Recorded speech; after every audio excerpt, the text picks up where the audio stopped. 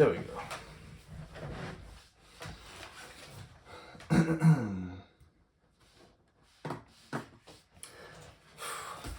Alright, welcome to this more new type of video. This is going to be an author study for the book Harry Potter and the Philosopher's Stone. This is something I haven't tried before. It's going to be the first chapter, The Boy Who Lived. And I'd say I haven't done a lot of these, so I'd definitely qualify myself as a beginner. So I use Claude AI to give me some questions for what I can be thinking when I'm reading this kind of book. I'm doing this analysis commentary type of video, and I got 5 questions. The first one I'll actually show you because I have the notes right here. The first one is, what is the purpose of the scene? I think this is one of the most important ones because as a writer, whatever you write, there has to be some meaning behind it for the story. It has to either advance the plot or reveal character, build tension, deliver information, create emotion. That's what Claude at least said. So I'm hoping the AI is kind enough to give me proper responses. Now for the second question, it's how does the scene start, which is the hook. And the third one is, what is the conflict in the scene? There isn't any story if there isn't any conflict. And fourth question is, how does the author tell, or show, not tell, what's happening? And this is where we go a little more into details or like techniques. Now I'm very new to this, so it might get a little messy here. I might look over to this note I'll realize to look if I missed something. And yeah, it might take a bit of time. This video might become a bit long, but yeah. The fifth question is, how does the scene end? Which is the change. A scene and a chapter always has to have a sort of change. Something I've realized after reading a lot of Harry Potter, Game of Thrones books, Lord of the Rings, etc.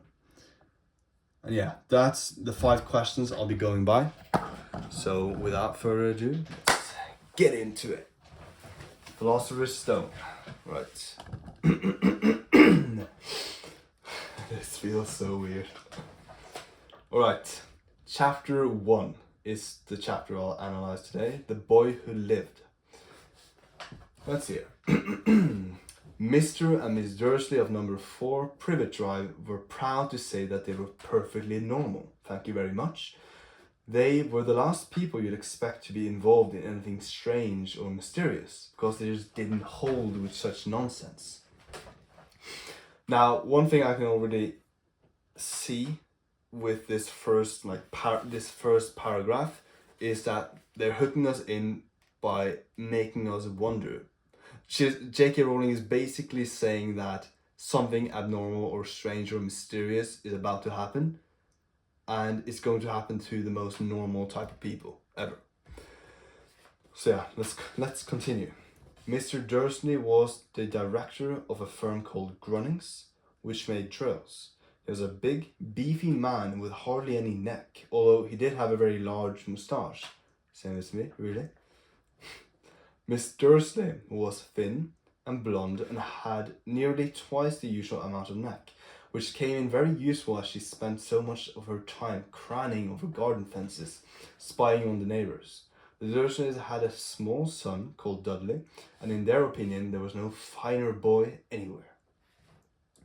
Here comes the introductions to the Dursleys, or the characters, 2 of them really, Vernon and Petunia.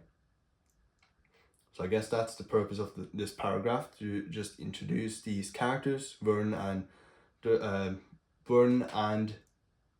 Petunia. I think it was quite good descriptions, especially of Vernon as being a beefy man. I definitely believe he is, and yeah, there's really no denying it. For what the conflict is, I don't see any conflict yet, but I'm guessing we'll get to it.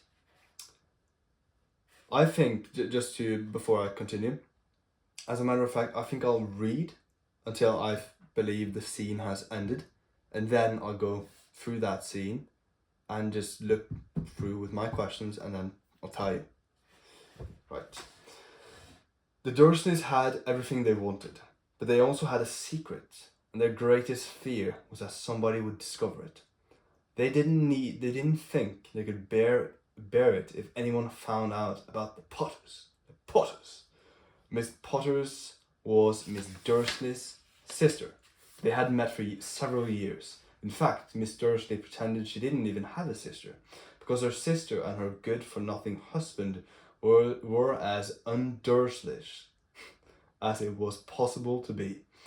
Dursleys shuddered to think what the neighbours would say if the Potters arrived in the street.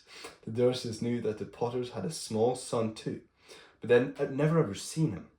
This boy was another good reason for keeping the Potters away. They didn't want Dudley mixing with a child like that.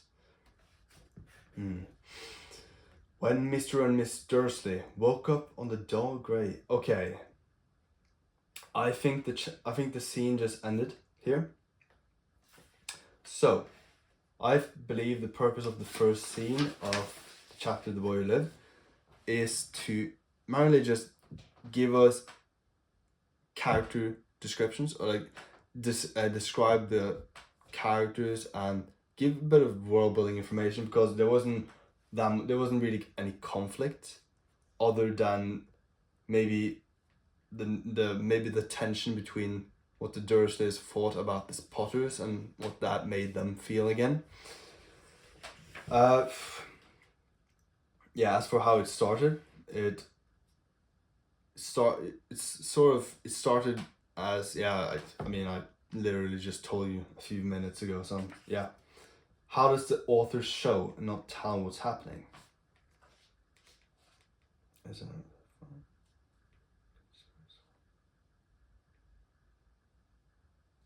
I don't know, I guess.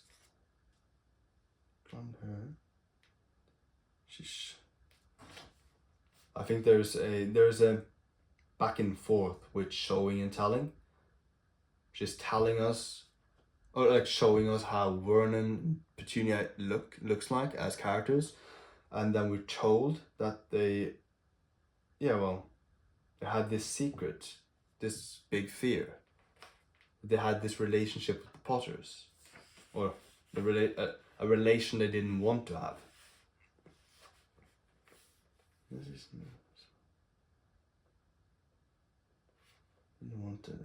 Yeah. So the change of the scene is merely that the Dursleys it starts off, the Dursleys are very normal. We get hinted that there's something abnormal that's going to happen.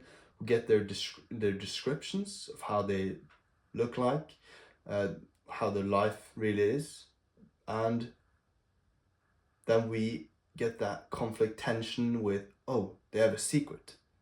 And that's sort of the change that it's the change through the scene that, oh, they're normal, but they have a little secret.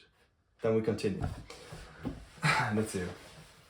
When Mr. and Miss Dursley woke up on the dull grey Tuesday, our story starts.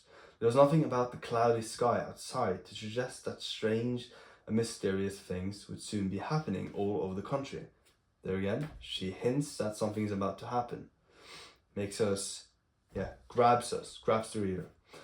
Mr. Dursley hummed as he picked out his most boring tie for work, and Miss Dursley gossiped away happily as he wrestled a screaming Dudley into his high chair. None of them noticed a large tawny owl fluttering past the window. Yeah. Something's coming.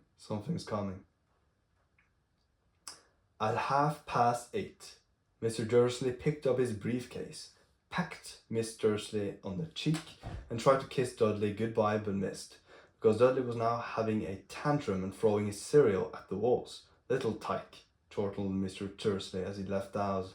He got into his car and back out of number 4's drive. It was on the corner of the street that he noticed the first sign of something peculiar. A cat reading a map. For a second, Mr. Dursley didn't realise what he had seen. Then he jerked his head around to look again. There was a tabby cat standing on the corner of Privet Drive, but there wasn't a map in sight. What could he have been thinking? Must have been a trick of the light. Mr. Dursley blinked and stared at the cat. It stared back. As Mr. Dursley drove around the corner and up the road, he watched the cat in his mirror. It was now riding the sign that said Privet Drive. No looking at the sign. Cats couldn't read maps or signs. Mr. Dursley gave himself a little shake and put the cat out of his mind. As he drove towards the town, he thought of nothing except a large order of drills he was hoping to get that day. So, to be honest, it's kind of hard to figure out when scenes start, when scenes end really, and when new scenes begin. That is a problem I've had when I've been reading fiction myself. One key thing I've learned is that often when the location and time changes, then there's like a new type of sequence, new scene that might be going on. But I think with that said, I'll just literally just comment when I see something, and hopefully that's okay for you. So the first part I wanted to, one thing that came up to my mind right now was that the POV, the point of view that is being used, it didn't start off with Mr. Dursley as a point of view, but it looks like it has just begun. That it started with this omniscient view where we get an overview of the Dursleys and their situation, and then we turn to Mr. Dursley going to work 8:30, and then we're in Mr. Dursley's world, I guess. Let's hear it. But on the edge of town, Giles were driven out of his mind by something else. As he sat in the usual morning traffic jam, he couldn't help noticing that there seemed to be a lot of strangely dressed people about. People in cloaks. Mr. Dursley couldn't bear people who dressed in funny clothes, the get-ups you saw in young people. He supposed this was some stupid new fashion. He drummed his fingers on the steering wheel as his eyes fell on the huddle of these weirdos standing quite close by. They were whispering excitedly together. Mr. Dursley was enraged to see that a couple of them weren't young at all. Why that man had to be older than he was, wearing an emerald green cloak. The nerve of him. But then it struck Mr. Dursley that this was probably some silly stunt. These people were obviously collecting for something. Yes, that would be it. The traffic moved on, and a few minutes later Mr. Dursley arrived in the Grunning car park. Mr. Dursley always... Okay, right. Now we're getting a sense of who Mr. Dursley is. And J.K. Rowling is the normal part. She just told us a bit earlier that Mr. Dursley and Miss Dursley is normal people, and Mr. Dursley she's now showing their personality through Mr. Worden being this scenario, being in this case where he sees a lot of weird clothed people and him reacting to it. And since he very much cares about things being normal, the character is getting enraged, is getting angry towards that, because it doesn't fit with his worldview. Right. Mr. Dursley always sat with his back to the window in his office on the 9th floor. If he hadn't, he might have found it hard to concentrate on drills that morning. He didn't see the owls sweeping past in broad daylight, though people down in the street did. They pointed and gazed open-mouthed as owl after owl sped overhead. Most of them had never seen an owl even at night time. Mr. Dursley, however, had a perfectly normal, owl-free morning.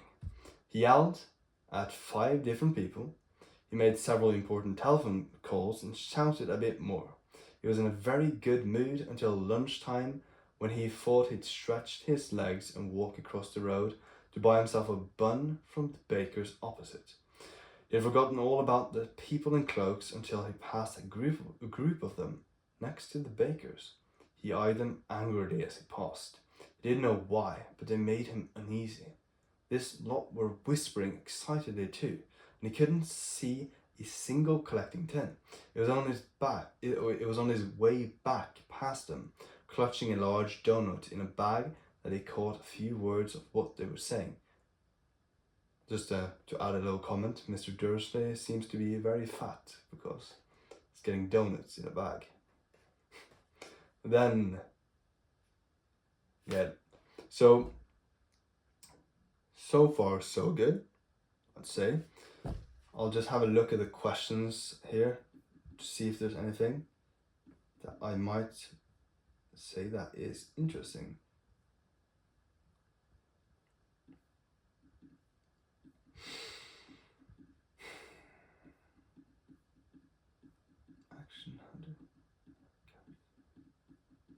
Yeah, so we're getting a sense of how Durden Worsley is and how he moves through the world. But yeah, I wouldn't say there's anything that crazy other than the owl swooping by, the cat, the saying that something mysterious is about to happen. I think that's one of the big parts that's grabbing the reader and making us read through and making us trying to figure out what is this gap that we don't know what is going to happen. Yeah. Let's see.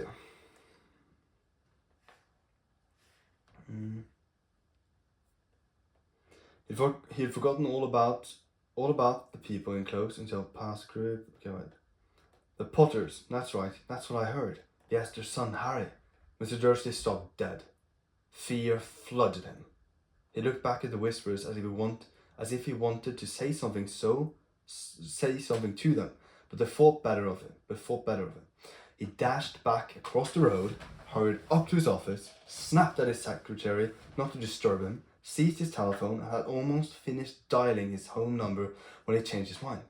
He put the receiver back down, stroked his moustache, thinking. No, he was being stupid. Potter wasn't such an unusual name. He was sure there were lots of people called Potter who had a son called Harry. Come to think of it, he wasn't even sure his nephew was called Harry. Never even seen the boy. He might have been Harvey or Harold. There was no point in worrying. Miss Dursley, she always got so upset at any mention of her sister. He didn't blame her. If he had had a sister like that, but all the same, those people in cloaks. Look at this.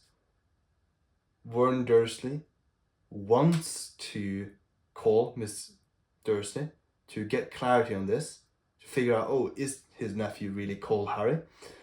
And might just be something. But then the tension, like the fear of upsetting his wife comes around, and then it's just like internal conflict in Warren Dursley at this moment. I heard from a YouTuber called Abby Emmons that internal conflict is like the main thing that people can relate over and make people enjoy characters. So yeah, Warren Dursley is having internal conflict. Right. He found it a lot harder to concentrate on drills that afternoon, and when he left the building at 5 o'clock, he was still so worried that he walked straight into someone just outside the door. Sorry, he grunted, as the tiny old man stumbled and almost fell. It was a few seconds before Mr. Dursley realized that the man was wearing a violet cloak. He didn't seem at all upset at being almost knocked to the ground. On the contrary, his face split up in a wide smile, and he said in a squeaky voice that made passers-by stare.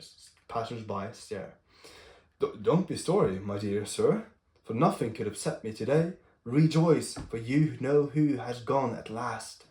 Even muggles like yourself should be celebrating this happy, happy day. And the old man hugged Mr. Dursley around the middle and walked off. Mr. Dursley stood rooted to the spot. He had been hugged by a complete stranger. He almost thought he had been called a muggle, whatever that was. He was rattled. He hurried to his car and set off home, hoping he was imagining things, which he had never hoped before, because he didn't approve of imagination.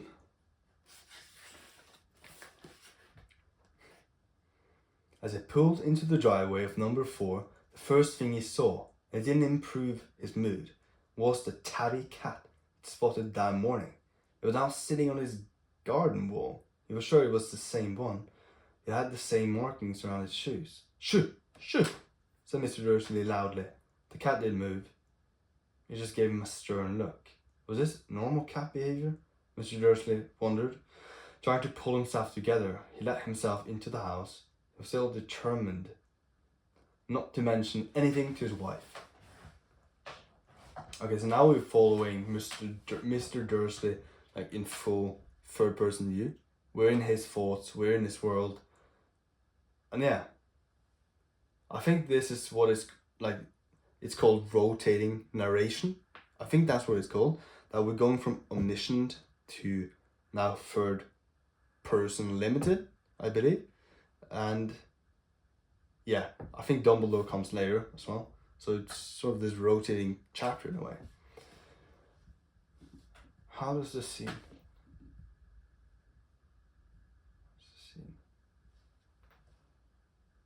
Okay, so this is, so far, it's what I've read, it's creating anticipation.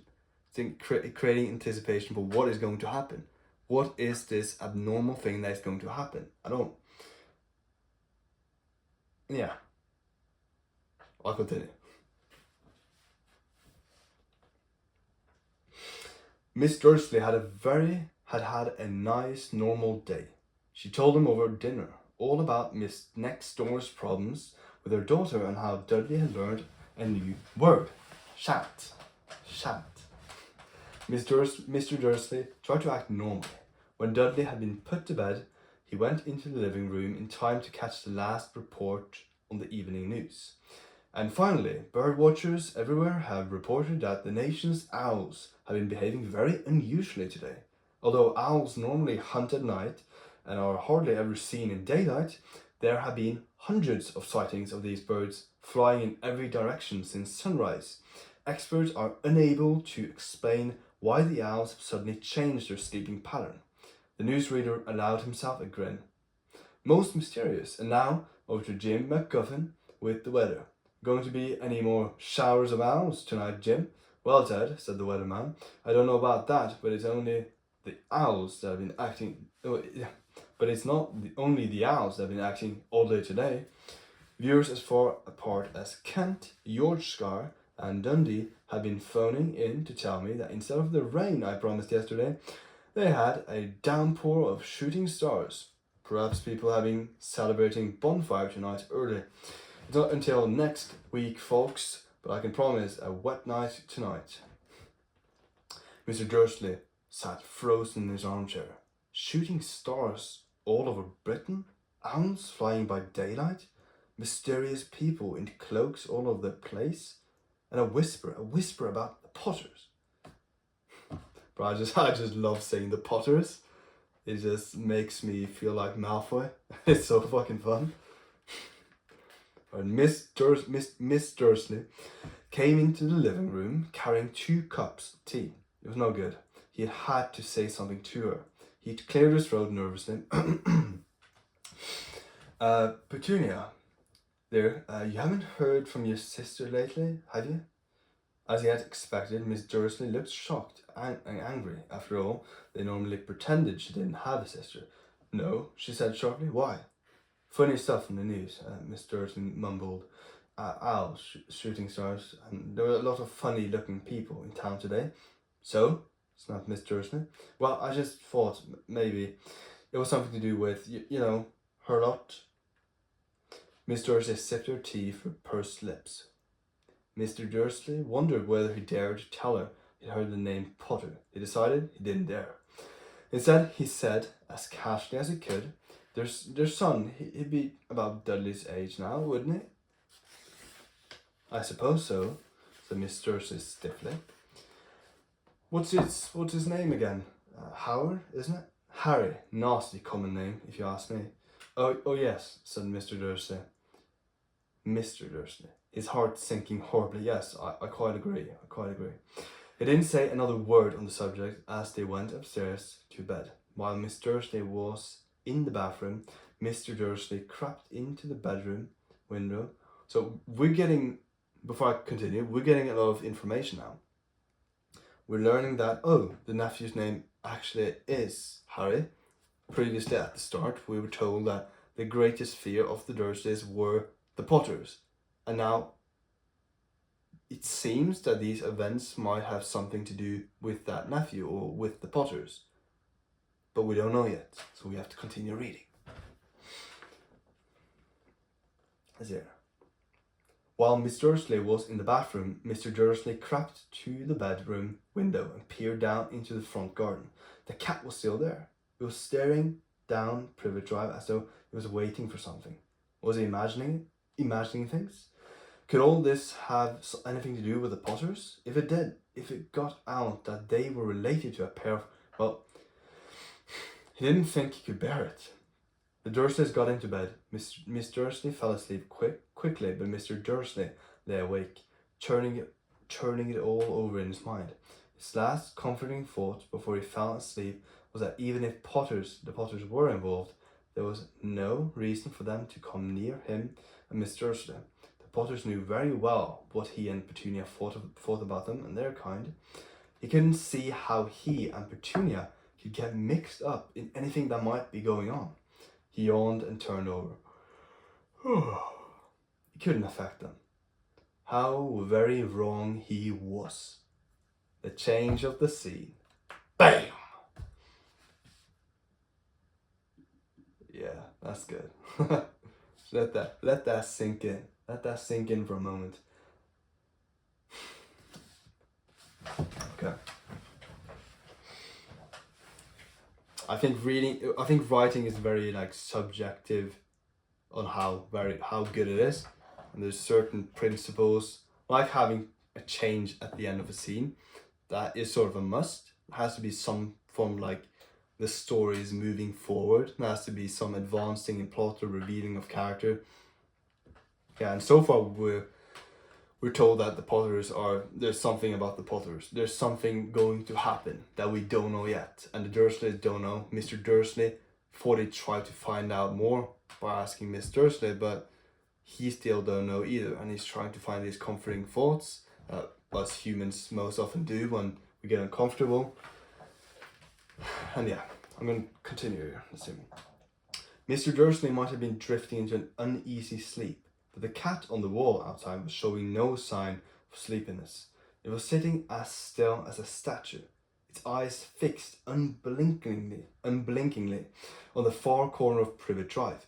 It didn't so much as quiver when a car door slammed in the next street, nor when two owls swooped overhead. In fact, it was nearly midnight before the cat moved at all. A man appeared on the corner that the cat had been watching. Appeared so suddenly and silently you'd have thought he just popped out of the ground. The cat's tail twitched and its eyes narrowed. Nothing like this man had ever been seen in Privet Drive before.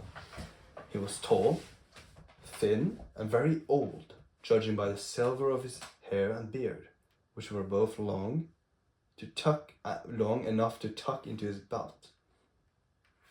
He was wearing long ropes, a purple cloak which swept the ground, and high-heeled buckled boots. His blue eyes were bright and sparkling behind half-moon spectacles, and his nose was very long and crooked, as though it had been broken at least twice. This man's name was Albus Dumbledore. Albus Dumbledore didn't seem to realize that he had just arrived in a street where everything from his name to his boots was unwelcome. He was busy rummaging his cloak, looking for something, but he did seem to realize he was being watched, because he looked up suddenly at the cat, which was still staring at him from the other end of the street for some reason. The sight of the cat seemed to amuse him. He chuckled and muttered, "I should have known." He had found what he was looking for in his inside pocket. It seemed to be a silver cigarette lighter. He flicked it open, held it up in the air, and clicked it. So now a new scene has started. We're getting into Albus Dumbledore's POV. And there's a big contrast with Privet Drive, Mr. Dursley being the most normal ever people, and then the fact that this weird dressed guy, Albus Dumbledore, appears, and he suddenly takes the light, and the cat looks at him. What the fuck is going on? He flicked it open and held it up in the air and clicked it. The nearest street lamp went out with a little pop. He clicked it again. The next lamp flickered into darkness. 12 times he clicked the put-outer until the only lights left in the whole street were two tiny pinpricks in the distance, which were the eyes of the cat watching him. If anyone looked out of the window now, even beady-eyed Miss Dursley, they wouldn't be able to see anything that was happening down on the pavement. Dumbledore slipped the put-outer back inside his cloak and set off down the street towards number 4, where he sat down on the wall next to the cat. He didn't look at it, but after a moment he spoke to it. "Fancy seeing you here, Professor McGonagall." He turned to smile at the tabby, but it had gone. Instead, he was smiling at a rather severe-looking woman who was wearing square glasses, exactly the shape of the markings the cat had around its eyes. She too was wearing a cloak, an emerald one. Her black hair was drawn into a tight bun. She looked distinctly ruffled. "How did you know it was me?" she asked. "My dear Professor, I've never seen a cat sit so stiffly." "You'd be stiff if you'd been sitting on a brick wall all day," said Professor McGonagall. "All day. When you could have been celebrating. I must have passed a dozen feasts and parties on my way here." Professor McGonagall sniffed angrily. "Oh yes, everyone's celebrating, all right," she said impatiently. "You'd think they'd be a bit more careful, but no. Even the Muggles had noticed something's going on.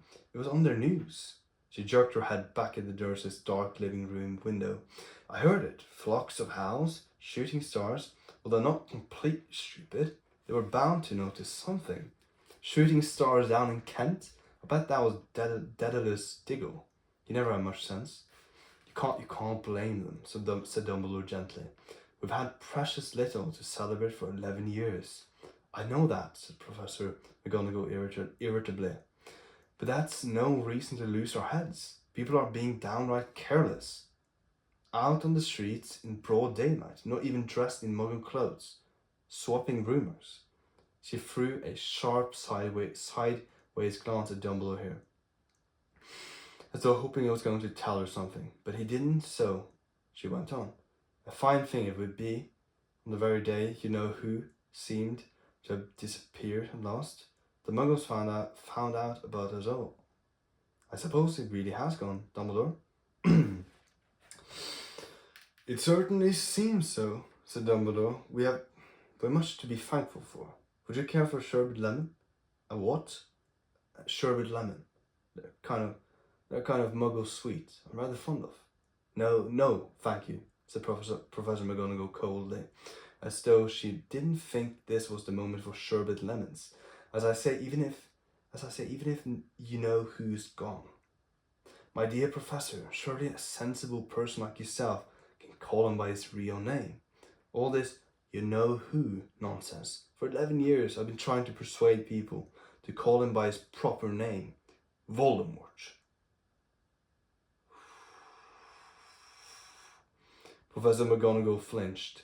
Oh, but Dumbledore, who was unsticking 2 sherbet lemons, seemed not to notice.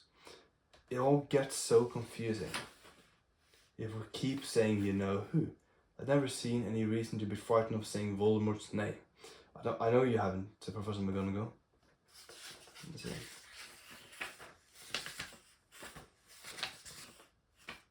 It's one hell of a chapter right now. So far, there's been a bit of dialogue now. Dumbledore and Professor McGonagall.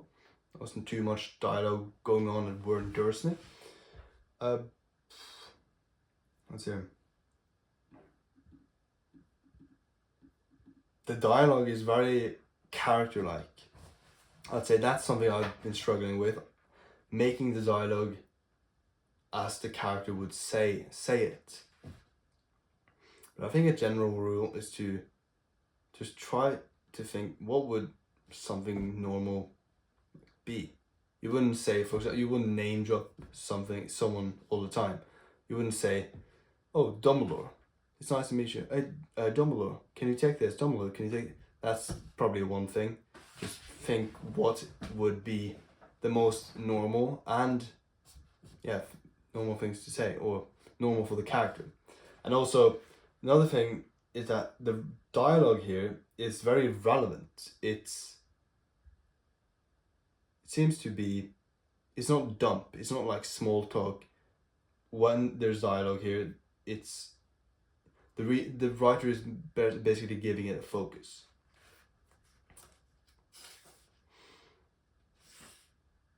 I'm gonna be honest with you, I think I'm going to end the offer study here. There's a few pages left, but I think I'll take that in the next video. So I think we'll just call this part 1. I'll take this, I'll put that in here, and I'll see you later. Thanks for watching.